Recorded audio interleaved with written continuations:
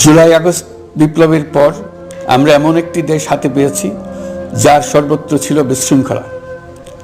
স্বৈরশাসন টিকিয়ে রাখতে আইন শৃঙ্খলা বাহিনীকে জনগণের মুখোমুখি দাঁড় করিয়ে দেওয়া হয়েছিল। বিপ্লব চলাকালে প্রায় ১,৫০০ ছাত্র শ্রমিক জনতার শহীদে মৃত্যু হয়। আমাদের সরকার প্রতিটি মৃত্যুর তথ্য অত্যন্ত যত্নের সাথে জোগাড় করছে। এই বিপ্লবে আহত হয়েছে ১৯,৯৩১ জন। আহতদের জন্য ঢাকার ১৩টি হাসপাতাল সহ বিভিন্ন বিশেষায়িত হাসপাতালে চিকিৎসার ব্যবস্থা করা হয়েছে। প্রতিদিনই তালিকায় আরও নতুন নতুন শহীদের তথ্য যোগ হচ্ছে, যারা স্বৈরাচারের আক্রোশের শিকার হয়ে এই পৃথিবী ছেড়ে চলে গেছেন। প্রতিটি হত্যার বিচার আমরা করবই।